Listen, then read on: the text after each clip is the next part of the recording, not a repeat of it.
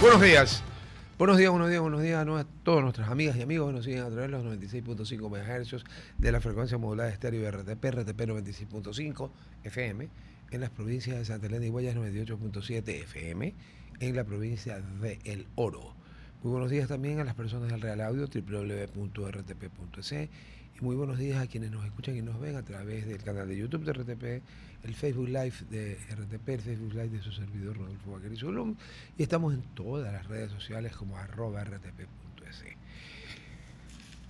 Veo que ya parece que no llega, no sé si será algún tipo de retaliación, no sé, pero solo nos llega uno. Sufi como el que llega. Como dice el líder Abdalá, en la fecha jamás te va a mentir un periódico. Y dice que es viernes 10 de abril, y sí, porque el viernes 3 de abril fue Viernes Santo, si viernes 3 fue viernes 10 es viernes. O sea, ok, está bien, no han mentido. Ya está con nosotros Harry Domínguez. Muy buenos días, mi querido Harry, ¿cómo vas? Rodolfo, buenos días, gusto saludarte. A ver, yo estaba esperando a ver si había algún desenlace, el que no hubo porque a última hora, pues, para que se enfermen los wokes, Donald J. Trump, regalo de Ronald, y a su vez regalo del Señor, para los creyentes, le dio chance a estos manes, pero a eso voy. Perdón, ¿están perdiendo el tiempo o está Trump construyendo un relato que además es verdad, de que él, cuando ya los iba a mandar a la edad de piedra, una hora y pico antes de que sea el deadline, encontró una propuesta por intermedio de Pakistán que hizo el acercamiento con Estados Unidos, y en cambio Xi Jinping hizo el acercamiento con los dementes. Xi Jinping le tiene que haber dicho a los dementes: a mí sin petróleo no me van a dejar, por si acaso. ¿Esto tiene algún sentido? Mañana va a encabezar la delegación J.D. Vance, que desde el comienzo estuvo puesto a esta operación, que ha tenido un perfil recién ahorita emerge. Pero yo vi los 10 puntos, supuestos 10 puntos que plantea Irán, y eso da risa, pues esos 10 puntos no lo planteaban los aliados ni después de ganar la Segunda Guerra Mundial. Entonces, ¿a dónde va esto? A ver, dame un resumen bien claro por qué pasó, a tu juicio, por qué el presidente Trump acepta negociar con gente que nunca en su vida ha negociado en serio. Explícamelo, porque no lo logro comprender bien. Rodolfo, la situación política Uh-huh. dentro de casa, y Uh-huh. cuando digo dentro de casa me refiero a dentro de los Estados Unidos, realmente se estaba complicando para el presidente Trump. Eh, Lamentablemente vivimos en una etapa en el cual la, debido por ejemplo, a la conexión mundial, global que existe, que constantemente estamos bombardeados por los medios de comunicación, en que las noticias son hoy día 24/7, es decir, 24 horas al día, los 7 días a la semana, y más aún en un país donde la opinión pública tiene bastante peso, en un país donde los medios todavía tienen bastante en dirigir, en darle forma a la opinión pública en los Estados Unidos. La verdad es que el problema en Estados Unidos es que ya se le estaba levantando una ola, al parecer, una ola tremenda contra Trump por el tema de la guerra, eh, principalmente en la parte económica, Ah, sí, porque principalmente en la parte te económica. iba a decir, Mira esta debe tú, ser la guerra quiero, que se ha quiero, metido Estados Unidos, en que menos soldados americanos han muerto, pero en una proporción abrumadora, pues, o sea, correcto. toda muerte es una muerte, ¿no? Pero ¿cuántos han muerto aquí? ¿20, 30? Quiero que tengas una idea de, por ejemplo, cómo ha impactado A económicamente ver, ¿a esto de cómo la está el guerra. galón? Eh, Antes, hasta el 28 de febrero Uh-huh. del 2026, hasta el día en que se dio el primer ataque y en el que murió el Ayatollah Khomeini, el galón de gasolina, aquí donde yo vivo, en el área donde yo vivo, en Fort Lauderdale, en la Florida, estaba entre los 2.60, 2.70 el galón. O sea, ese es el unleaded. Sí, correcto. Ya, o sea, estaba al mismo Ese es precio que nosotros. perdón, ese es el de 87, Ese es el de Sí, 87 claro. octanos. Es lo que supuestamente, según Petroecuador, tiene la gasolina Eco y la Extra, que yo me muero de la risa, ¿no? Correcto. Pero estamos ahí ya. Ahora, ¿cómo está? Es el de mayor uso. Aquí rara vez se Claro. utiliza el premium. Aquí tiene que ser un carro de exclusivo lujo para realmente necesitar la gasolina de alto octanaje. El común es el de 87 octanos. Ya, ok. Bueno, como te decía, estaba entre 2.60 y 2.70 el galón el Ya, 28 de febrero. Llegó a subir hasta la semana pasada de 2.60 a 2.70 a 4.30 ya. aquí en la Florida. Y la Florida que es relativamente económica. Eh, Fui a visitar a mi hija, fui a dejar a mi hija en Chicago Illinois. manejando, fuimos manejando hasta Chicago y en Chicago estaba 4.70. Y en California solo Dios sabe a cuánto En- podrá estar, ¿no? Eso significa que en California estaba en los $5 y no ya en los 6. Exacto. Probablemente ya Pero en los 6. básicamente por los impuestos del cretino que tienen por gobernador, pues, ¿no? Entonces comprenderán que eso, y nosotros sabemos cómo el transporte, el rubro transporte, afecta terriblemente el precio de todos los demás bienes de consumo, porque todo necesita ser transportado, ¿sí? Entonces, este impacto de la guerra des, creó todo un problema terrible en el tema de la inflación. Los precios comenzaron a subir, etcétera. Y eso es un problema que afecta directamente a la presidencia de Trump e indirectamente, y también, por supuesto, al Partido Republicano.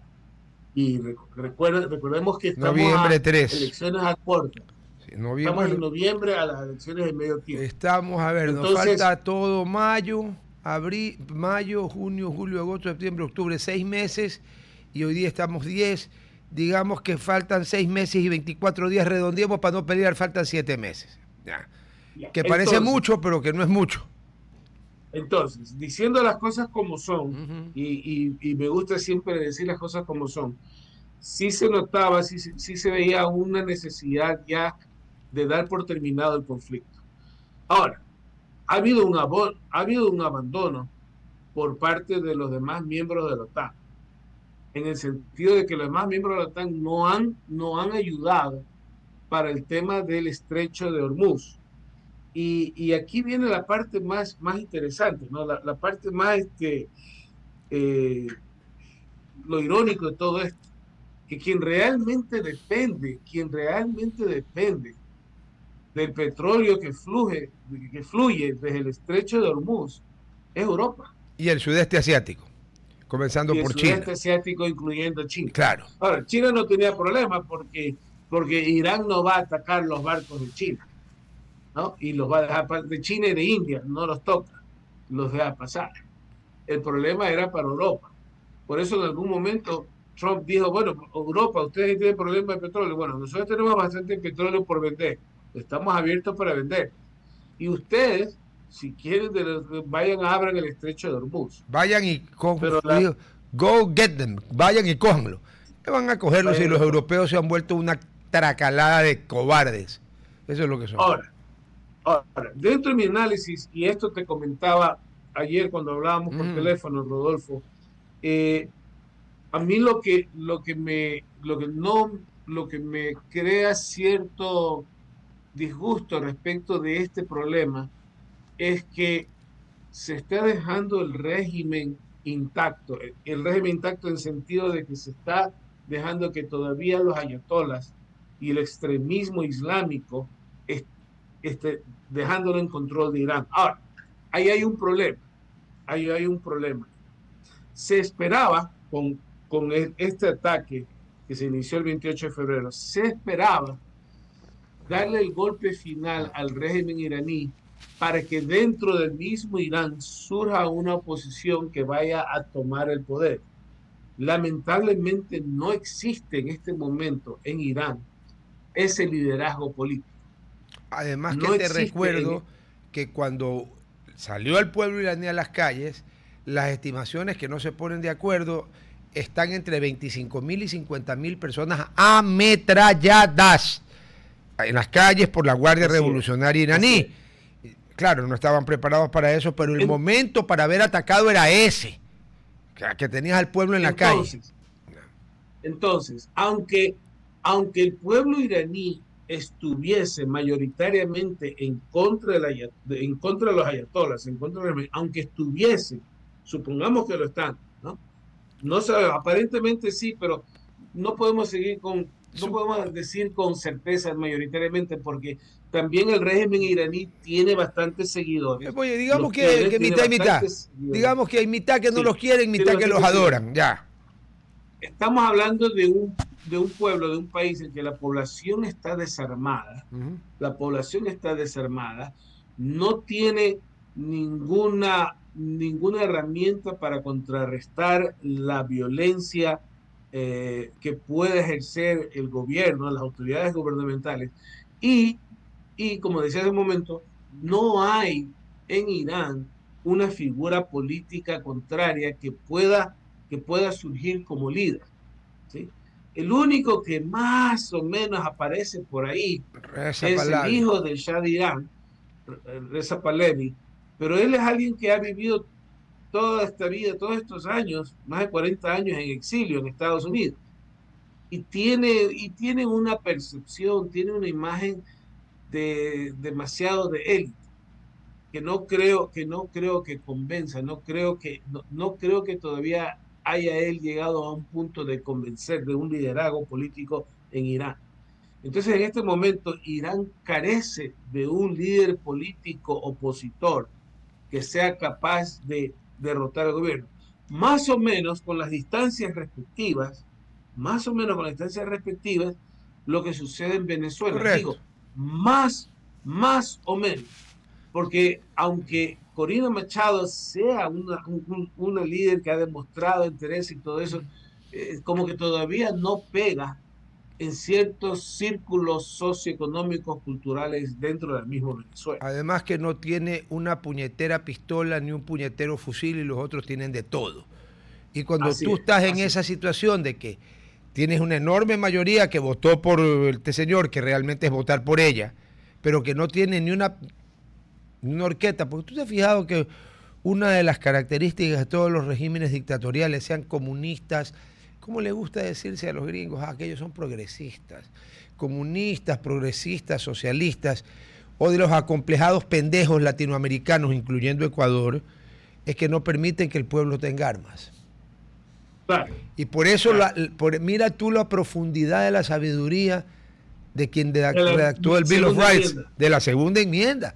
La segunda enmienda de la Constitución de los Estados Unidos no es que dice que usted puede portar armas para defenderse de los Sioux, los Cheyennes, los Apaches, los asaltantes de bancos, los asaltantes de diligencias. No, dice, para defenderse de la tiranía del Estado, los ciudadanos tendrán el derecho de portar armas a la vista.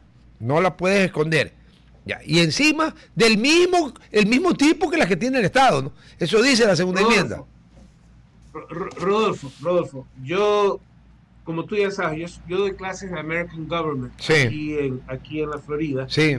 Y yo enseño esta materia, American Government, lo enseño a estudiantes extranjeros que están preparándose para ingresar a la Universidad Americana. Ya.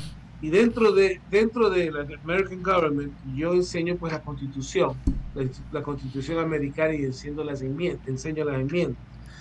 Y justamente yo hago énfasis con los estudiantes porque todo el mundo, el resto del mundo, no entiende, y yo digo en clase, no entiende por qué la fijación de los norteamericanos con las armas, con las pistolas, con los rifles, con todo, y con la segunda enmienda, ¿no? Y yo explico que tiene razones históricas. Claro. Tiene razones históricas desde la misma independencia y quizás hasta antes. Desde la guerra con los indios y los franceses. Desde allí viene la fijación. Y durante la guerra de la revolución de independencia, durante la guerra de independencia, fue durante gran parte de la guerra que Estados Unidos luchó por sí solo a través de la milicia. Fueron la milicia en que los mismos norteamericanos se armaron y lucharon contra los ingleses. Por cierto, ese apoyo francés que dicen, no, que fueron los franceses los que liberaron a Estados Unidos, eso es mentira, los franceses llegaron los Al últimos final, al dos, tres final, años al final, cuando ya era sabido sí. que iba a triunfar la independencia. Y cuando estaba sitiado en Nueva York, el ejército, lo que quedaba de los ingleses estaban sitiados en Nueva York. Ahí sí, la Armada Francesa contribuyó, pero la pelea en tierra la hicieron los americanos. Y le hicieron, ¿quién era la milicia? El granjero, el herrero, todos. El farmer, el chero. Todos. Y después, durante la conquista del oeste, el arma era indispensable para el norteamericano, para combatir a las fieras salvajes y para combatir contra los indios, ¿no? Contra las tribus indígenas, que estaban en conflicto los dos, ¿no? En su expansión hacia el oeste. Entonces, el rifle, las pistolas, las armas, son el elemento indispensable, consustancial del norteamericano, diferente al desarrollo de las diferentes culturas. Por eso es que el extranjero no entiende cuál es la fijación de los americanos con sus armas. Y hay otro dato histórico, acuérdate de la guerra civil. De los dos lados habían regimientos enteros de voluntarios, en el equivalente de la milicia, que estaban armados con sus propias armas, claro. No solamente eso, sino que muchos eran convocados y decían, traigan su propio gun. Bring your own. Bring your own gun. Así es. Yeah. Bueno, entonces volviendo al tema, Rodolfo, este acuerdo de cesar fuego, por 15 días, ¿no? Sí, por 15 días. Me tiene preocupado en algunos aspectos porque mi reflexión es lo siguiente. Irán ha dicho ahora que ellos van a comenzar a cobrar un peaje. No pueden. Van a comenzar a cobrar un peaje por el paso de Hormuz. Sí, o sea, no tienen base legal. La propia Convención del Mar dice que no se puede. Que eso sea solamente una aspiración iraní, que ponen en sus puntos, que ponen cualquier tontería, pero que eso no sea objeto, eso sea completamente descartado. Pero es que, Harry, es que no puede, no solo que es absurdo, como tú bien dices, no solo que es un chantaje, sino que está explícitamente prohibido por la Convemar, que está suscrita por 190 países. Porque, a ver, Panamá tiene derecho a cobrar un peaje. Claro, Panamá tiene derecho a cobrar peaje por el canal de Panamá, porque eso lo hizo el ser humano, como el canal de Suez. Como el canal de Suez. Pero el estrecho de Hormuz y la entrada del otro lado al Mar Rojo son obras de la naturaleza, de Dios, de Alá, de como le quieras llamar, pero ahí el hombre no metió la mano ni gastó un centavo. Yo te utilizaba ayer como ejemplo, como analogía. Imaginémonos, para todos nuestros radioescuchas, imaginemos que el día de mañana resulta que España y Marruecos se ponen de acuerdo y comienzan a cobrar peaje para todos los buques que pasen por el estrecho de Gibraltar y que resulta que cierren el acceso al Mediterráneo. ¿Tú te imaginas el caos mundial que eso significaría? O que Inglaterra y Francia se pongan de acuerdo y que prohíban el paso por el Canal de la Mancha, de barcos por el Canal de la Mancha. Absurdo. Entonces, Rodolfo, no puede el mundo convertirse en rehén de un gobierno, del gobierno de un país, de un gobierno teocrático. Cualquier gobierno, aunque sea civil y laico, no puede. Civil, militar, que se les ocurra en este momento decir, ok, si pasas por aquí tienes que pagarme peaje sobre una vía marítima natural. Te pongo un ejemplo. Eso no puede suceder. Un ejemplo doméstico. Un ejemplo bien doméstico. No sé si has leído. Escucha este ejemplo de Guayaquil. Yo vivo en Malecón y Padre Aguirre, ¿no es cierto? Estoy a 2 cuadras del túnel que va para San Borondón. Entonces, como en el edificio somos algunas personas, nos ponemos de acuerdo y le cobramos pues a los carros que van a pasar por el Malecón para ir al puente. Vamos a dar a la cárcel, pues, ¿no? Ya, ok. Un país que pretende hacer eso tiene que correcto, eso es piratería. Un país que pretende hacer eso tiene que irse, claro, los países no se pueden ir a la cárcel, pero se convierte automáticamente en un paria internacional, más paria de lo que ya es. Y por eso es que voy yo. ¿A qué va J.D. Vance a negociar si uno lee lo que pide Irán y le da risa? O sea, yo sé que la situación de Trump es la que está, pero él no puede aceptar que Irán controle Hormuz, no puede aceptar que cobre un peaje, no puede retirar las bases norteamericanas de toda la zona, que es otra cosa que pide Irán. O sea, hay un montón de cosas que no puede aceptar. Entonces, ¿a qué va a negociar? Sí, no, entonces en ese sentido, ¿no? En ese sentido, Rodolfo, aunque parezca una posición más agresiva o más extrema, yo considero que a estas alturas del partido es necesario para el mundo, en este momento, para el mundo, es necesario un cambio de régimen en Irán. Así es. No pueden continuar los ayatollahs, no pueden continuar esa actitud, no podemos permitir que un país mantenga rehén, que un gobierno mantenga rehén al mundo, diciendo, no, que por aquí pasan lo que nosotros decimos, que a China no le van a cobrar, a India no le van a cobrar, pero a los otros países les van a cobrar peaje. Eso no puede ser. Eso es regresar a los tiempos medievales, cuando para cruzar un camino tenías que pagar un peaje. Un O puente. cuando, por ejemplo, en Ecuador durante las manifestaciones, etcétera, te cierran la carretera y tienes que pagarle para que te dejen pasar la carretera. Eso es extorsión. Claro, eso es extorsión, Eso así es es. extorsión. Entonces, a ver, Eso es extorsión, eso no se puede permitir. pongámonos de acuerdo. Las demandas de Irán son, en mi opinión, en su totalidad inaceptables para Estados Unidos y para el socio menor de la coalición, que es Israel. Ya. Y las demandas de Estados Unidos son para los ultras de Irán, porque ahora hay dos ultras, los clérigos y la Guardia Revolucionaria, que estuvo manejando el poder mientras no apareció el hijo de este señor Jamenei, que ahora aparece, pero la CIA dice que la voz no es la de él, pero bueno, ok, supongamos que es él. Ya. Entonces, si tú te sientas a negociar, cuando tienes de alguna forma puntos en común con los cuales llegar a un acuerdo, pero aquí los 10 puntos de cada uno son opuestos el uno con el otro, ¿qué ganas negociando? ¿Qué ganas negociando? ¿Darle más tiempo a Irán? Bueno, no le alcanza tanto el tiempo, porque Trump dijo que él suspendía los bombardeos sujeto a que me arregle Hormuz y que no ataques a nadie en Hormuz. Y no lo han abierto. No, al menos no todavía, al menos no a este momento que estamos hablando, no todavía. No se supone que para eso eran las 2 semanas, para que se prepare la reapertura, ¿no? También tengamos presente que, o sea, no es que ya se reabra, hay minas, ¿no? Hay que sacar las minas, claro. En el estrecho. Pero tú tienes hay que sacar las minas. Sí, claro, pero el que siembra... Eso demanda logística y tiempo. Sí, pero el que siembra las minas tiene el mapa de dónde están las minas.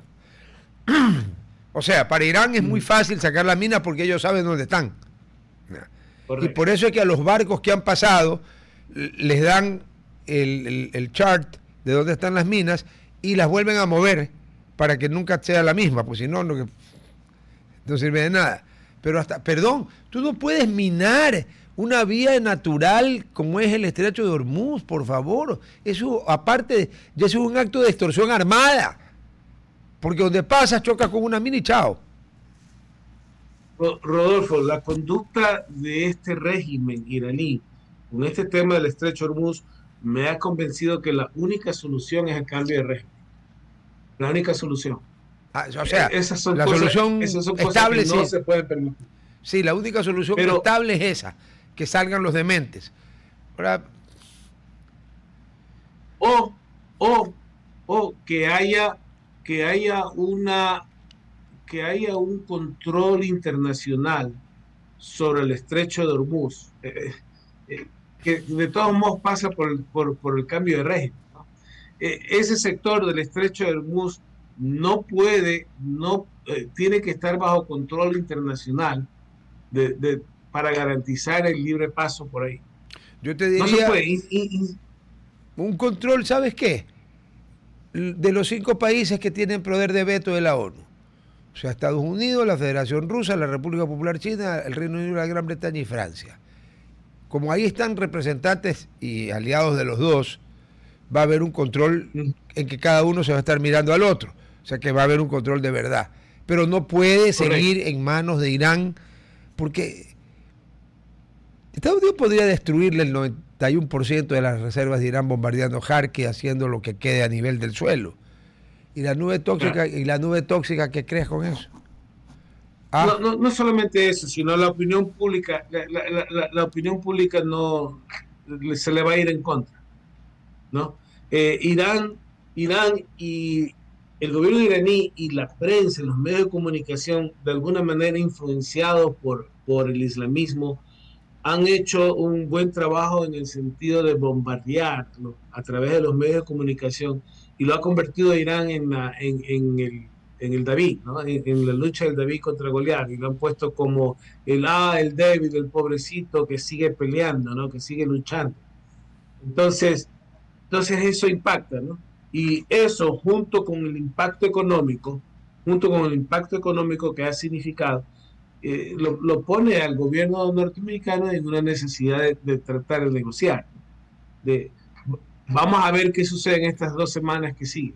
Para mí, a ver, vamos a ver. La primera reunión es mañana en Islamabad, que es la capital de Pakistán. La delegación norteamericana la encabeza J.D. Vance, que siempre fue opuesto a la guerra. Ya. También de cómo resulte, si sale Pato Gallareta de las conversaciones de paz, va a salir o beneficiado para las primarias republicanas, perdón por el insulto, o J.D. Vance o Marco Rubio, que son las dos posturas bien opuestas dentro del gobierno norteamericano, igual Pete Hegseth, pero él no tiene peso para las primarias. Y Donald Trump no tiene puede. Peso político. Claro, y Donald Trump ya no puede porque con la enmienda que hubo con Eisenhower, nadie puede ser presidente de los Estados Unidos 10 años. Y como los periodos son de 4 más 4 es 8, 8 más 4 es 12, pero 12 es más que 10, no se puede, ya. Porque en algún momento Trump hasta vaciló con la idea de ver cómo hacía. Vaya, pues enmiende la Constitución. Entonces, te pongo los siguientes escenarios. Fracasan las conversaciones, que es lo que yo creo que va a pasar, porque lo que cada parte ambiciona es totalmente inaceptable para la otra. Y ahí te pregunto, Trump tiene otro problema. Él no puede no cumplir su palabra.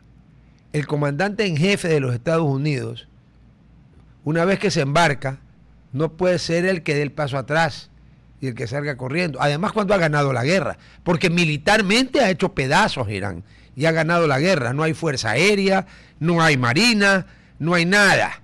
Tienen cohetes. La prueba de lo armado que estaba Irán y de la razón que tenían de que estaban construyendo un escudo misilístico para proteger el desarrollo nuclear es la cantidad de misiles que ha tenido Irán y de drones. O sea, no era ningún David. David tenía una ondita. Lo que pasa es que los malparidos del New York Times son capaces de poner quién está ganando la guerra. O sea, ya, pues. Oye, Rodolfo, es increíble cómo los medios de comunicación que son anti-Trump, por su odio al presidente Trump, han presentado las noticias y le proponen un poco más, y era Estados Unidos el que tenía que rendirse. O sea, un poco más Estados Unidos, ya sabes que pidamos la rendición, ¿no? O sea, ya ganó Irán. Pero eso es increíble. Pero yo tengo una pregunta, pero ¿alguien en su sano juicio puede creer semejante estupidez? Quiero hacer una analogía, a ver, Rodolfo. Esto es una analogía como el tema de Vietnam. Yeah. Esto es una analogía como el tema de Vietnam. No fue realmente Vietnam quien ganó la guerra, o no fue Vietnam quien realmente derrotó a Estados Unidos. ¿Sabes qué fue lo que derrotó a Estados Unidos? Los medios de comunicación americanos. Y el movimiento antiguerra, y además... Y el movimiento hippie, y el movimiento... Sí, y además... la derrota la victoria de Vietnam del Norte se da cuando, en mi opinión, sujeta a error, yo todavía no logro entender qué necesidad tenía Nixon o sus asesores de ir a espiar el cuartel general demócrata en Watergate, porque a McGovern le pegaron la paliza más grande, una de las 2 o 3 palizas más grandes de la historia electoral de los Estados Unidos. Ganó en un estado, creo. Ya. En el de él, creo. Los analistas coinciden en que era una obsesión de Nixon. Nixon era obsesivo. Bueno, por la obsesión, porque Nixon, a ver, Nixon, porque si Nixon no Nixon se era va, obsesivo. si Nixon se queda de presidente, se llegaba igualmente a los acuerdos de París, pero Nixon sí le hubiera exigido a Hanoi respetar los acuerdos de París. En cambio, Gerald Ford miró por otro lado. Y ahí es que Además gana la guerra Vietnam del Norte. estaba tan en el piso la moral norteamericana, estaba tan en el piso todo este tema de la guerra, etcétera, que Gerald Ford dijo, ¿sabes qué? Dejo nomás que caiga Saigón, que caiga Saigón. ¿Sí me explico? No quiso volver a enviar armamento o apoyo militar, no quiso enviarlo a Vietnam del Sur y dejó nomás que caiga Ahora, ante Vietnam era del Norte indudablemente era un en gobierno. abril del 75. Claro. ¿Cuándo se fue Nixon? 74, ¿no? Porque su 74 segundo renunció. periodo era enero 73, Era hasta el enero 76. 77. Claro, por la elección fue el 72 y 76. A ver, Correcto. es más, ¿cómo lo que tú dices de la prensa, ¿no? A Nixon tampoco lo querían, por supuesto, ¿no? No al nivel, era otro tipo de odio el que le tenía la Legacy Media a Nixon comparado con el que le tienen a Trump. Pero militarmente, la ofensiva Tet fue una terrible derrota militar para el Vietnam, no para el Vietcong, para el Vietnam del Norte.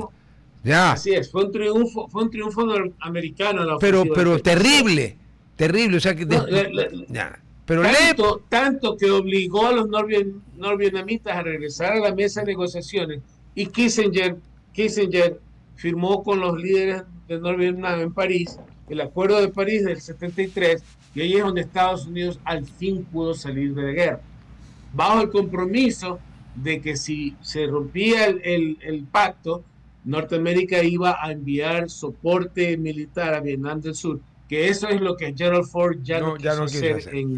Por eso, 1975. ya. Pero ahorita Donald Trump no tiene ningún Gerald Ford, ni tiene un caso Watergate, ni ha cometido estupideces como mandar a espiar a los demócratas. Bueno, también mandar a espiar a Kamala Harris era perder el tiempo.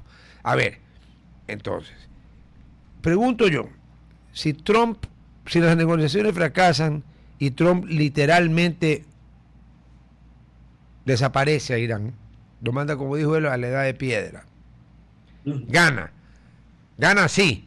Al momento, ¿cuántas bajas norteamericanas hay? Eran 12 más 1. No sé si ha habido alguna más. Eran 13, entiendo que 13 y no ha aumentado. Okay. No ha aumentado porque finalmente pudieron rescatar a los dos. Sí, pero el coronel, claro, el coronel al que rescataron en esa forma tan brillante, estaba gravemente herido, pero no está muerto, ¿no? No, estaba herido, pero el mismo presidente anunció que se espera su recuperación. Perfecto. No son heridas que van a afectar su vida. Yo te hago una pregunta, tú que enseñas en Estados Unidos y que debes enseñar historia americana y todo eso, sácame de una duda intelectual.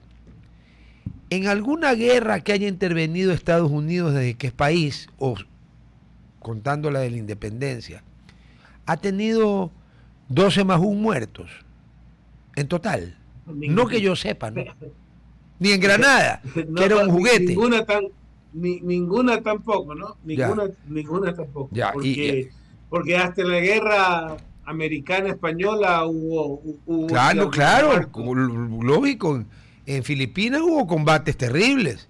Ya. O sea que, a ver, cuando invadieron Granada, la islita chiquita esa, tampoco tuvieron 12 más 1 de muertos. Y ahí era así. Ahí sí no es que era David contra Goliat, sino Júpiter contra el planeta más enano que te puedas imaginar.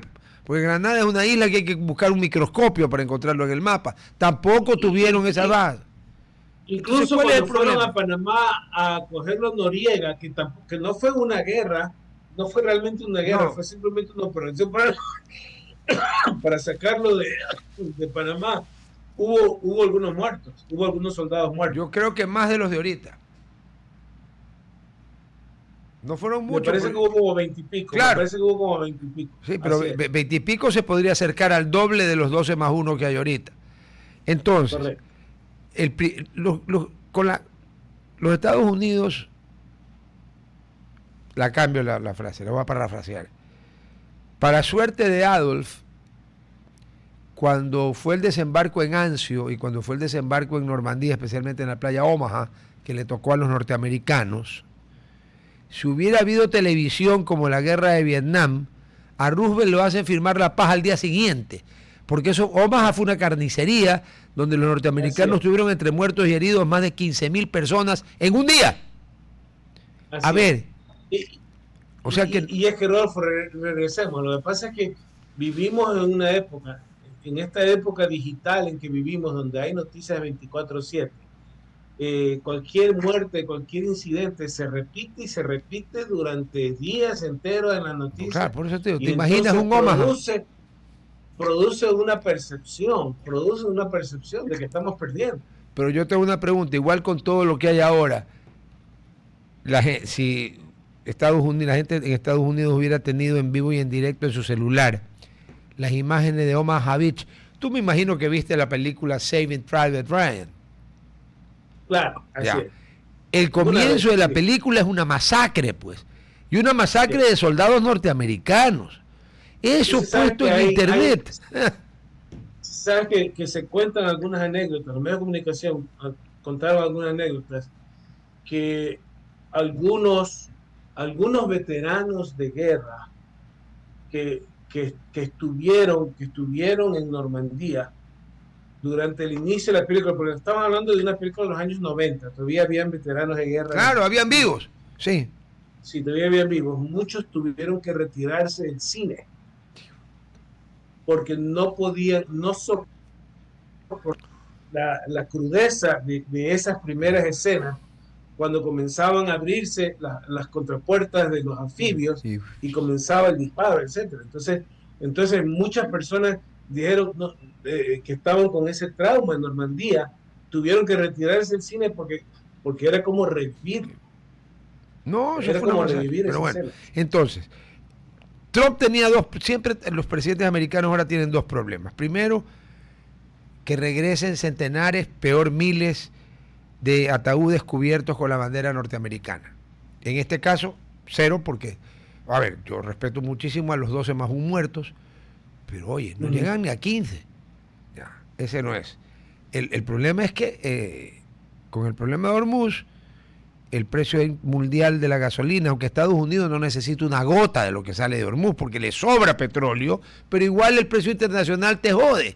Entonces, igual hay especulación. Claro, ya. Y como dice Carlos Rucauf, en Estados Unidos... te cuento, por ejemplo, aquí en Estados Unidos, no es que hay escasez de petróleo. No es que haya escasez de petróleo. No es que el precio ha subido porque no hay petróleo. El precio sube por la especulación. Porque resulta que en el mercado comienzan entonces a exigir más precios. Los mercados inmediatamente se asustan. Las personas que controlan los precios inmediatamente se asustan y entonces se crea especulación. Se crea esa especulación. Rodolfo, no hay escasez. No es que haya escasez, pero igual sube el petróleo y sube la gasolina aquí en Estados Unidos. Sí, yo sé. Ahora, en Europa no, sí, claro, allí hay escasez, pues claro. Bueno, que vayan a buscarlo, porque ahí entrecogido de la mano el ladrón de Sánchez, el estafador de Merz, el raro de Macron y el imbécil de Stammer, que los cuatro van a salir del poder ya mismo, no te preocupes, ya mismo hay elecciones. Pero bueno, mi querido Harry, te agradezco enormemente y ya vamos a volver a conversar porque las conversaciones mañana mismo podrían terminar, ¿no? Mañana mismo se puede mandar a la M. Vamos a ver el desenlace. Okay. Vamos a ver el desenlace de esto. Rodolfo, te agradezco mucho. No, a ti como siempre. Gracias, Harry, un abrazo. Cámbiame a Harry por Ligia, como si fuera un partido de fútbol. Hola, Ligia. Hola, no puede ser un cambio de partido de fútbol porque no hay fútbol mixto. Todavía las ultras que dicen que son feministas, yo todavía no entiendo bien eso, todavía no han pedido que los hombres y las mujeres jueguen juntos partidos de fútbol. Sería una masacre, pues no. Pero bueno, dale, tú tienes invitado hoy día, el programa queda en tus manos, dale. Correcto, gracias. Bueno, el día de hoy tenemos a Eliana Molineros, que es la directora médica de la Fundación Proyecto Sacha, que nos va a hablar de un tema Muy importante y también preocupante en parte de lo que está pasando con los animales silvestres aquí en la ciudad. Así que, Eliana, por favor, coméntanos un poquito más sobre todo esto y el reciente caso que tuvieron ahora último. Hola Ligia, ¿cómo estás? Buenos días. Muchas gracias por la invitación. Buenos días a todos los que nos están escuchando. Pues bueno, realmente lo que está sucediendo en este momento es un poco lo que hemos venido evidenciando alrededor de los años, desde el 2018, y es el avistamiento más frecuente cada vez de fauna silvestre afectada por las actividades humanas.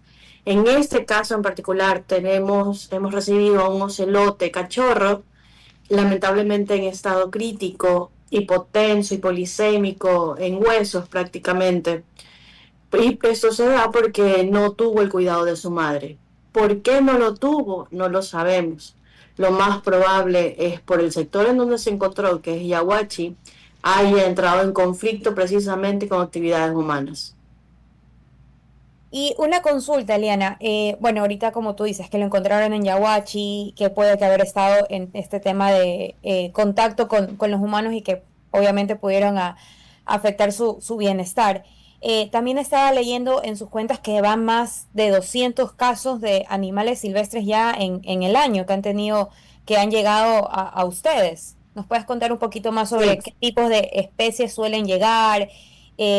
Bueno, entiendo que el estado de salud del ocelote es reservado por ahora, pero igual, bueno, si nos puedes comentar un poquito más y de ahí, después de que me comentes eso, quiero hablarte sobre un caso que se hizo viral hace 2 días para hablar un poquito más de eso. Bueno, hemos recibido 208 casos hasta el día de ayer. Eh, con las condiciones en las que nos manejamos en este momento como fundación, en donde la ayuda económica es únicamente a través de personas particulares o empresas privadas que desean colaborar, hemos limitado nosotros también los animales que recibimos, atendemos únicamente las emergencias, es decir, los animales que si no reciben atención corren riesgo de morir. Aún así, este número es elevado en este año. Vienen de la Unidad de Policía de Medio Ambiente, del Ministerio de Ambiente, de personas que se encuentran con estos animales en la periferia o dentro del sector urbano. Usualmente se trata de mamíferos pequeños como zarigüeyas que son atacadas por perros, por gatos, atropelladas. Muchas de ellas tienen crías al momento de esta situación, entonces mueren las madres, nos entregan las crías y hay que atenderlas porque no hay más opciones. Así que hacemos un trabajo de recuperación, hospitalización y rehabilitación de estos animales. En este grupo de 208 hemos recibido animales que se encuentran en peligro crítico de extinción, como el Amazonas lilacina, como la charapa, que es una tortuga acuática de Oriente, lo que sí debería levantar alertas y alarmas y preocuparnos a todos por la conservación de estos animales. En el caso del Amazonas lilacina, es una lora que es endémica de la costa del Ecuador. Específicamente la encontramos muchísimo aquí en Cerro Azul, en Cerro Blanco, en Vía La Costa, y vemos que cada vez hay más casos de mascotización. Estos animales que nos llegaron en pésimas condiciones, con sus plumas en muy mal estado, su estado corporal, su músculo pectoral muy delgado, con daño hepático y lamentablemente fallecieron a las pocas horas de haber ingresado. Y es preocupante porque es una especie en donde se ha identificado que hay aproximadamente entre 2.500 y 3.000 individuos en vida libre. Todos los esfuerzos de conservación que podamos hacer por esta especie valen la pena. Y una consulta que menciona justamente el tema de la mascotización que tienen de estas especies. ¿Existe alguna ley dentro de, ya sea del país, aquí en la ciudad de Guayaquil, que impida tener a las personas este tipo de especies como mascotas? Es decir, alguna multa, alguna sanción, valga la redundancia, sanción legal, sanción económica que puedan enfrentar a estas personas a tener este tipo de animales dentro de su hogar.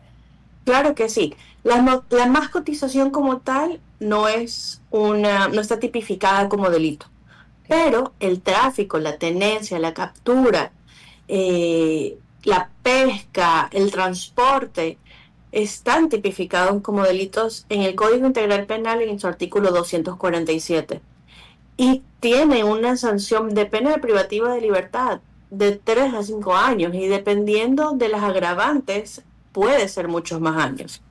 En este momento se está tratando una reforma del Código Integral Penal en la Comisión de Justicia de la Asamblea Nacional y hemos sido invitados también como Fundación Proyecto Sacha a hacer aportes a este artículo específicamente, considerando que muchos de estos delitos están también alineados e integrados a los grupos delictivos y a todo esto que estamos viviendo en este momento como país. Entonces es necesario que esta reforma considere también la participación del tráfico de vida silvestre como parte de los delitos de organizaciones delictivas y que haya sanciones específicas para eso. Así es. Y una consulta, con estos animales que ustedes rescatan, hacen el respectivo proceso de rehabilitación, luego de que estos animales ya se encuentran sanos, a pesar de que ellos no estuvieron dentro de su hábitat, porque estuvieron dentro de un hogar, no conocen el exterior, no saben cómo defenderse, ¿cómo hacen el proceso? ¿Ustedes los reintegran nuevamente a su hábitat o ya es algo que no va a poder ser posible debido a que no están acostumbrados a esto? Realmente eso no es posible en la mayoría de los casos. Muchos de estos animales tienen daños permanentes e irreparables que no les van a permitir tener una vida libre normal. Entonces estos animales son entregados al Ministerio de Ambiente para que ellos den disposición final. Ellos pueden ir a otros centros de rescate o en zoológicos pueden quedarse, hay algunas opciones, pero realmente son muy pocos los individuos los que tienen la posibilidad de volver a liberarse. Y dependiendo de la especie, en muchos casos, aún después del proceso de rehabilitación, que puede ser muy largo, por ejemplo, en el caso de los ocelotes 24 meses, o en el caso de un primate puede ser de hasta 6 años, existe la posibilidad de que a pesar de haber pasado por todo ese proceso, al final no califique para la liberación. Claro, es como tú dices, no es algo ya muy complicado porque igual se enfrentan en el exterior, en su lugar donde tuvieron que haber estado desde un comienzo, también enfrentan las amenazas naturales, ¿no? Para estas especies y me imagino que al momento de ellos pasar su vida dentro de un lugar cerrado no van a saber cómo defenderse y van a sufrir más que volverlos a integrar a su estado natural, por así decirlo, que como están ahora, porque no van a saber cómo reaccionar. O sea, realmente para eso es el proceso de rehabilitación. En el Okay. proceso de rehabilitación tenemos un equipo de biólogos, de etólogos, es un equipo multidisciplinario que está en permanente enseñanza indirecta de todo lo que esos animales deben de recibir y un monitoreo directo e indirecto. Utilizamos cámaras trampa, por ejemplo, para poder ver cuál es su comportamiento en ausencia del ser humano, pero aún así, son meses de trabajo, meses de equipo, de gente atrás, de herramientas y recursos para poder evaluar y poder impulsar a estos animales a que adquieran sus habilidades y aún así puede pasar que no queden aptos para liberación. Y en ese caso hay que tomar la decisión de si es liberable o si no lo es, pues poner a disposición del Ministerio de Ambiente para que ellos puedan darle gestión. Claro, y bueno, justamente ahorita que hablamos de el tema, bueno, de los animales que quieren volver a insertarlos al exterior, justamente creo que fue ayer o antes de ayer, circuló en redes sociales un video de unas personas que estaban en un camión justamente en la vía que conecta Babahoyo con Guayaquil, que vieron una tortuga y que quisieron llevarse la tortuga y en el video se ve como prácticamente están maltratando a la tortuga, ¿no? Porque la pisan, la agarran, no saben cómo coger, a pesar de que había un señor, un transeúnte que les dijo que no deben de llevarse, igual lo hicieron.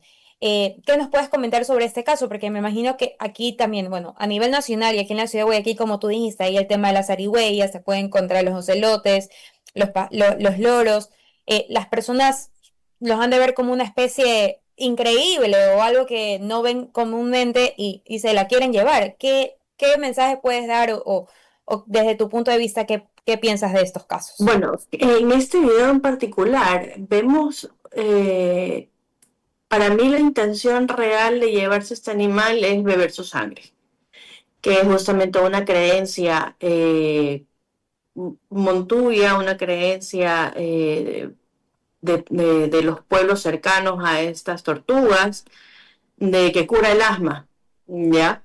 Entonces, porque él dice, no, es para los niños, él justifica, él trata de justificar el llevarse el animal, ¿no?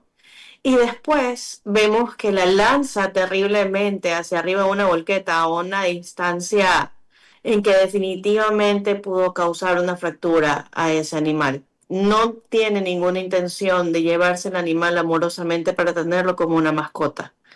Así que te digo algo, sí me alegra mucho que haya causado indignación en muchas personas, que haya tenido el impacto que tuvo en redes sociales y ver a tantas personas comentar e indignarse por la situación.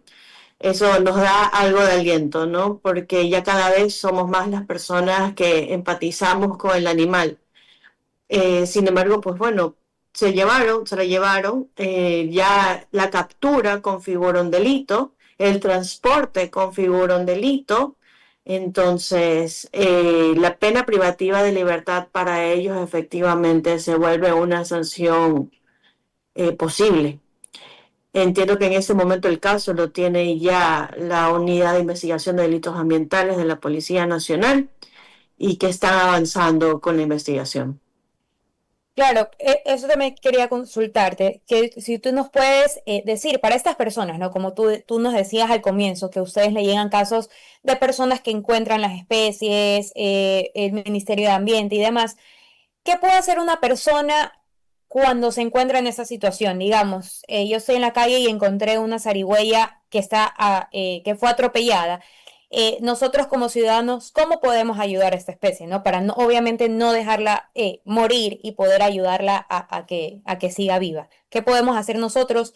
Tú nos puedes decir, para las personas que nos están viendo y están escuchando, qué acciones pueden tomar ante una emergencia ambiental, porque eso sería como una emergencia ambiental, para poder salvaguardar estas especies.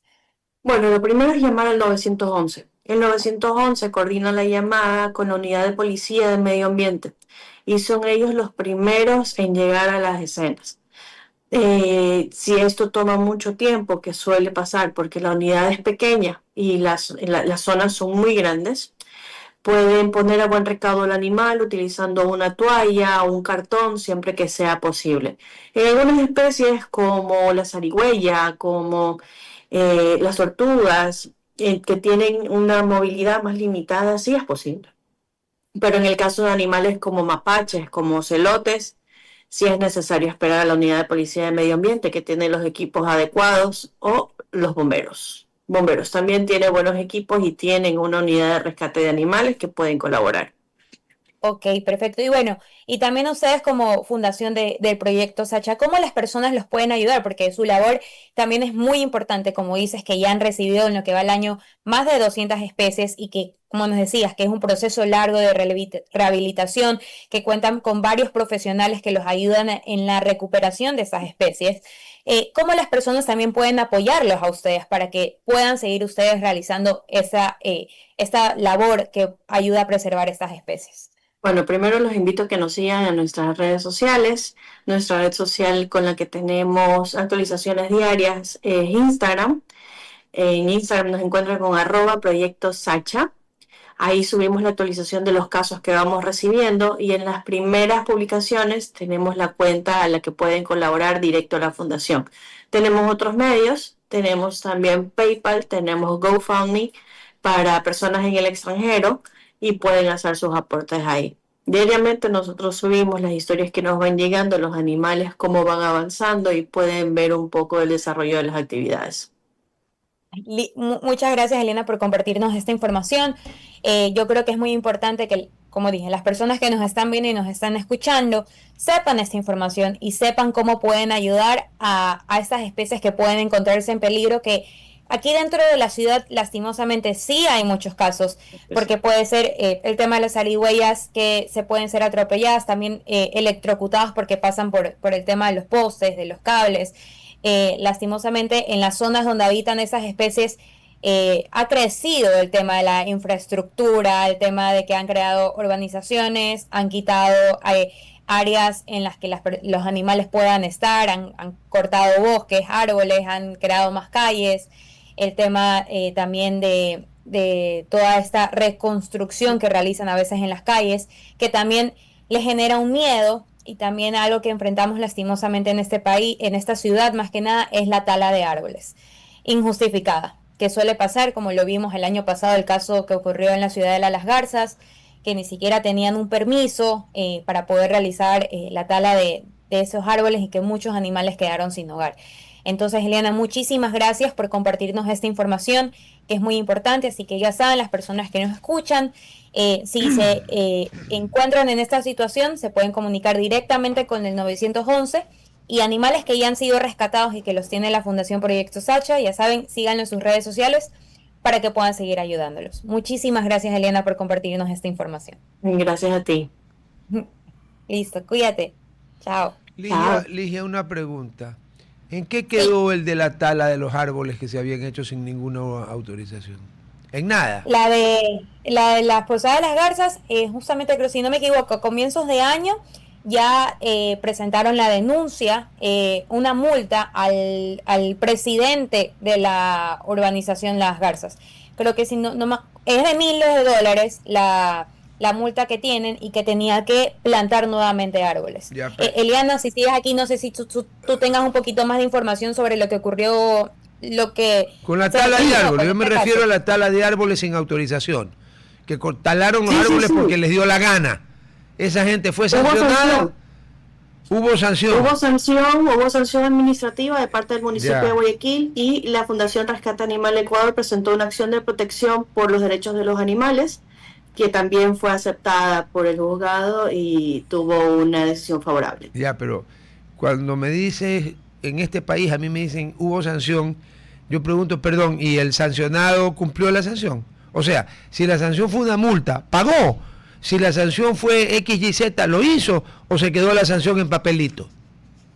En este momento, respecto a la acción de protección, habían ciertas actividades que él debía de cumplir. Por ejemplo, dar charlas específicas de fauna silvestre dentro de la urbanización, volver a sembrar algunos árboles, y ha estado hacer señalética respecto a los animales para que esto no se vuelva a repetir. Y en este momento está en ese proceso, ya ha ido cumpliendo con algunas de estas indicaciones. Y la multa que mencionó al principio, Ligia, en el caso, la que puso el municipio. No sé si esa ya la ha cumplido. ¿Y hay cómo saber? Deberíamos consultárselo al municipio de Guayaquil, ellos son los que impusieron la multa económica. Qué bien, ok, perfecto, porque si te multan y no pagas, sigues haciendo lo que te da la gana, pero bueno. Hay que investigar bien, porque en caso de que este individuo no haya pagado, lo ponemos de candidato por una gabardina próxima, porque ahorita estamos con un superávit brutal de casos de gabardina para hoy día. Muchas gracias por el dato. De nada, un placer. Gracias, Eliana. Cuídate. Bueno. Ligia desapareció. No, aquí estoy. Habías desaparecido, yo tengo testigos de que había desaparecido. No, aquí estoy, no he desaparecido. No, está bien, pero no. Pero de todo caso, no, ella no recluta personas que hacen. Es por otro lado. Tenía miedo que la consulesa del Averno se tuviera acercado y empezara a desaparecer. Porque, por ejemplo, la secretaria de Comercio Exterior ya lleva semanas desaparecida. Dicen que está de vacaciones, pero las vacaciones tienen un plazo, ¿no? Cuidado, la desapareció. O se la llevó o se ganó un premio y se la llevaron en un tour por el Averno, por el infierno, y está recorriendo las distintas, como diría el Dante Alighieri, los distintos círculos del Averno. Hay que ver de qué color llega. Pero bueno, como estamos cargaditos, vamos a empezar. Así que te invito para que veas las 3 gabardinas. 3, iba a dar 2 y tuve que dar 3. Ya. La primera, para que va por el dato que nos dio Ligia, y que luego, hasta donde sabemos, solamente lo había reproducido. Ahí está la gabardina, ahí está un poco más oscura que la que usaba el Humphrey, pero solo un medio digital lo había reproducido, El Comercio y otro más, ¿no es cierto? Ok, bueno. Fueron, para cerrar el número, 22.000 aletas de tiburón de pesca incidental. A ver, ese argumento de la pesca incidental no es que fue una estupidez ni una imbecilidad. Fue para variar un acto de demagogia política para buscar votos. ¿Por qué? Porque los tiburones no votan. No, pues ningún animal vota. Ya. Pero los que pescan incidentalmente 22.000 tiburones para cortarle las aletas, sí votan. ¿Ya? Entonces esa fue una medida política populista. Si no recuerdo mal, en uno de los gobiernos del presidente Correa. ¿Ya? Probablemente el presidente Correa no se imaginó que iba a llegar a estos extremos, lo de incidental, porque incidental, según la definición del diccionario de la Real Academia de la Lengua Española, jamás puede hablar de 22.000 ejemplares ni de 1.000. Ya. Incidental es algo que ocurre muy de vez en cuando. Entonces, como hay 3 gabardinas, la vamos a partir en 3. Ya. Los 4 botones de arriba con el cuello, aunque el cuello no tiene botones, los 4 botones de arriba que están afilados y oxidados, van para los salvajes que se dedican a levantar tiburones, cortarle la aleta y volverlos a tirar al mar. Y a mí no me vengan que son pescadores ignorantes ni nada, me importa un carajo. ¿Ya? Porque con esa lógica, cuando un ignorante mata a alguien, entonces tampoco hay que hacerle nada porque pobrecito es un ignorante, a tomar por saco. Pero también llevan las autoridades que hasta donde nosotros sabemos no han hecho nada. Y ahí hay delitos ambientales y delitos tipificados en el COIP. Fiscalía. Perdón, yo a veces tengo dudas de que la fiscalía solamente funciona en este país cuando hay intereses económicos y o políticos de por medio. Cuando me refiero a económico, me refiero al billete que se afloja. Y también intereses económicos cuando se riega aceite de oliva y los fiscales miran para otro lado y usan la excusa, que aparte de todo, en verdad es cierta, pero aquí la usan de manera malintencionada, es que no alcanzamos. Pero para perseguir pendejadas tienen tiempo y para perseguir esta salvajada no tienen tiempo. Entonces, como vamos calentando motores, 4, para todas esas personas autoridades, están invitadas las autoridades a venir. No van a venir nunca.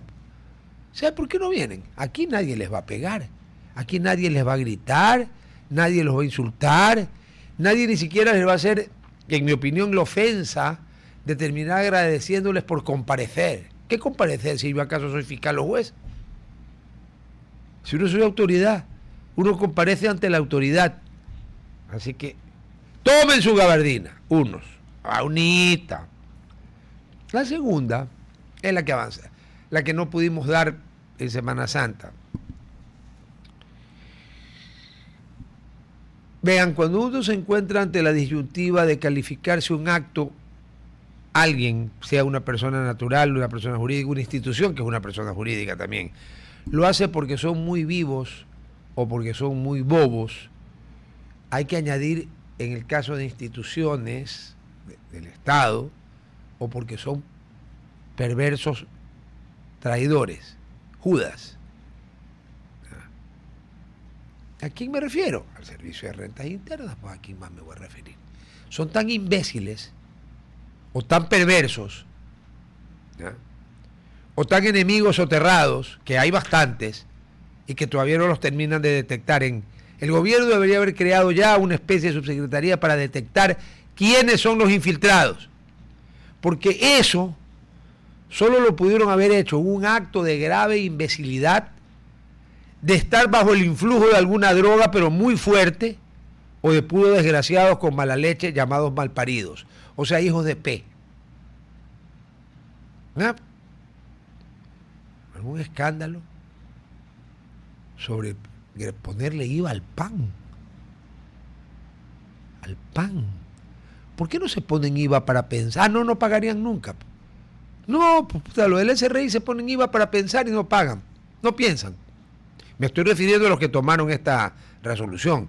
Los que no tienen nada que ver, pues con ellos no es, ¿no? Ya. Y luego nos enteramos que esta pendejada ya estaba es revieja. Entonces, ¿qué piensa uno allí? La puñalada por la espalda. Lo propio de los cobardes, porque para apuñalar por la espalda no solo hay que ser traidor, hay que ser cobarde, porque no eres capaz de pelear de frente, sino que vas por la espalda. El miserable de Víctor Hugo está repleto de ejemplos de la miserabilidad humana, que es inconmensurable. Pero el SRI cuando te tiene que cobrar, las está pues la Fundación de la Madre Teresa de Calcuta al lado de estos tipos. Ahí sí te persiguen. ¿Se acuerdan cuando años atrás el SRI, en mi opinión de manera ilegal e inconstitucional, reclutó un grupo de gente joven llamado fedatarios, que iban a un local, compraban algo y si no le daban la factura, inmediatamente salían y venía la multa, la citación o lo que sea por no haberle dado factura? Lo correcto para poder multar, a veces clausurar, era que estos fedatarios, inventados por este organismo de mierda, lo correcto es pedir factura y si no me la dan o se niegan a dármela, entonces ahí sí. Porque alguien pues se puede olvidar, puede dar la factura. No, que es difícil, sí, pero es posible. Probable y posible. Pero si usted la pide y no se la dan, o le empiezan a contar que se me acabó, ¿qué se te acabó? Pues si ahora son electrónicas. Es que no he renovado. Ahí yo entiendo que le des con todo. Pero no en el otro caso. El otro caso era ir a poner una trampa. Eso en inglés se llama un set-up. Y eso es ilegal. Eso es una especie de lo que ellos llaman fruto del árbol prohibido. Pero aquí se puso de moda. Eran tácticas que las debe de haber usado la Gestapo, la NKVD, la Policía Secreta China, etcétera. Para eso sí, unos linces, ¿no? Pero para pagar lo que tienen que pagar por mandato constitucional, legal, ahí, un oso hormiguero invernando, o hibernando, como prefieran decirlo, con H hibernando, ¿no? H-I-B-E-R.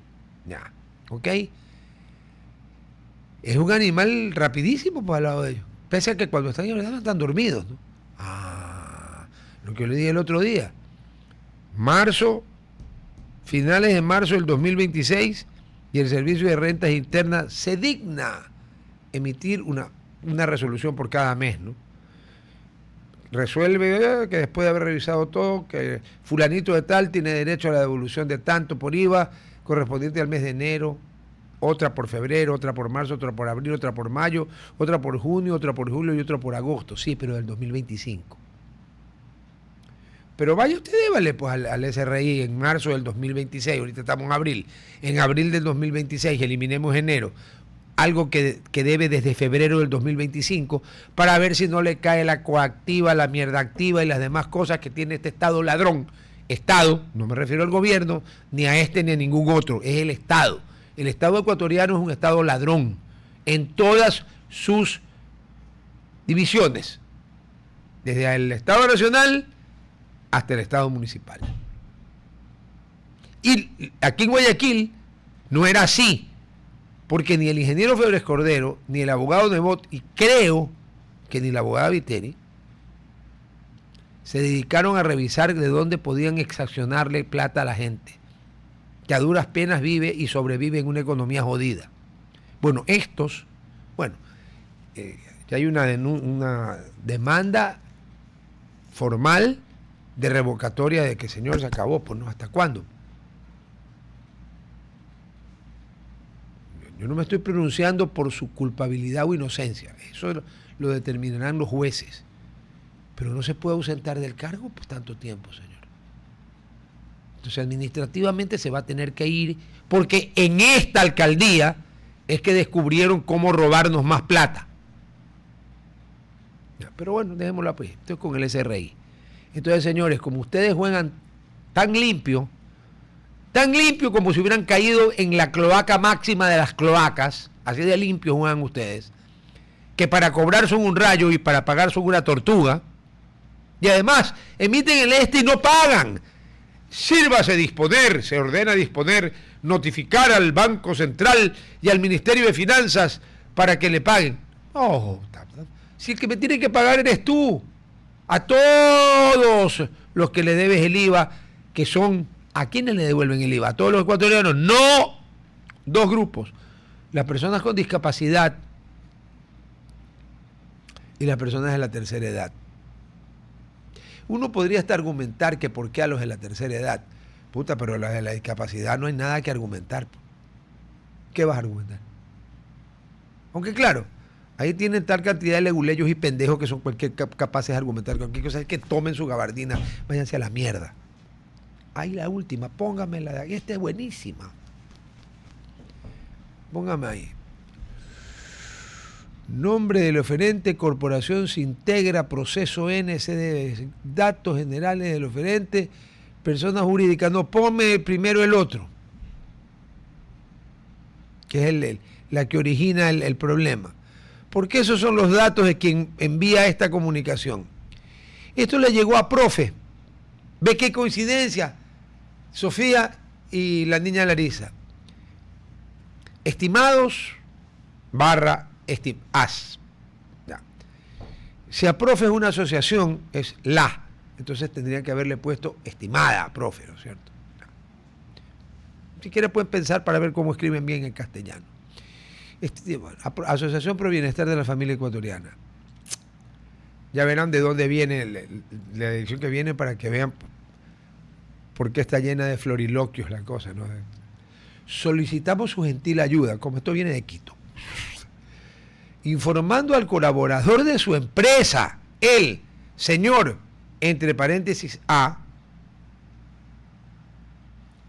por precaución del lo que manda la ley de registro de datos, se tachó el nombre, parece que es un chofer, que se comunique con telecapacitados, en mayúsculas, ¿no?, a los números de contacto que detallamos a continuación, debido a que sus datos se registran como referencia principal familiar de la persona.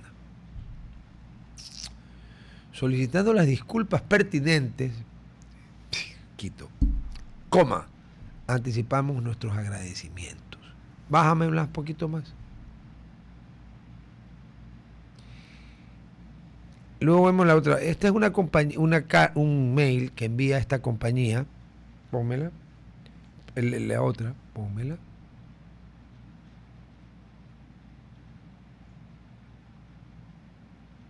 Ahí está. El representante legal es un tal ingeniero Patricio Oliver. ¿Es Oliver u Olivier? Tiene V, yo no alcanzo a ver muy bien esta distancia. ¿Es O-L-I-V-E-R o hay una I entre la V y la E? ¿Es Oliver u Olivier? Olivier. ¡Oh, c'est français! ¡Oh! Monsieur Patrice Olivier. Mármol Vivas. ¿Ya? Ciudad de Quito. Calle General Manuel Tamayo, dice, ¿no es cierto? E1-66 y Víctor Martillo. Teléfono, y ahí está el teléfono. Ahí está el correo. Directivos, ingeniero, obviamente es Patricio Olivier, Mármol, y ¿qué dice abajo? Presidente, ingeniero José Andrade. A ver, par de individuos. Lo que ustedes están haciendo, y que hay que poner en conocimiento ya de la Fiscalía, se llama acoso. Uno, en primer lugar, ¿no? En segundo lugar, a mí me importa un carajo si el señor cuyo nombre está tachado les debe un centavo, $1, $1,000. Obviamente un chofer no puede deber $1.000.000, pero lo vamos a poner para exagerar el argumento. $1.000.000. Ustedes a quien le tienen que llamar a cobrar es a él. No le tienen que llamar a cobrar ni a la mamá, ni al papá, ni a la esposa, ni a los hijos, a menos que sean garantes. Pero ahí ya tienen otra categoría, y no es por parentesco, es porque son garantes. Y por último, lo que no pueden hacer, rodeándose de disculpas y de que solicitamos su gentil colaboración, porque ustedes son incapaces de hablar de frente, Tienen un problema que les impide hablar de frente. Acá no hay ese problema.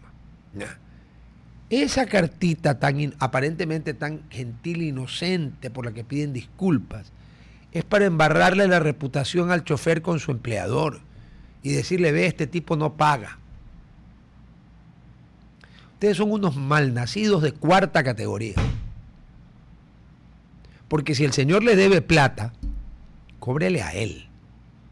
Llámele por teléfono a él y a su o sus garantes solidarios. No puede llamarle ni contarle de la deuda a nadie. ¿No?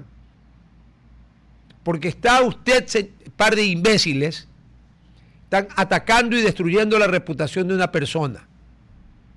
Y les recuerdo que en el Ecuador deber no es delito. Antes, a principios del siglo XX, había prisión por deudas. Era una manera de esclavitud. Y me da mucho orgullo de que quien abolió la prisión por deudas haya sido mi tío bisabuelo, el presidente Alfredo Baquerizo Moreno. Ya. Pero eso fue hace más de 100 años. Así que par de lacras, tomen su gabardina y váyanse a la casa de la misma gabardina. Y bueno, la hebilla, ya saben lo que pueden hacer con ella, ¿no? Nos vemos el lunes. Chao. RTP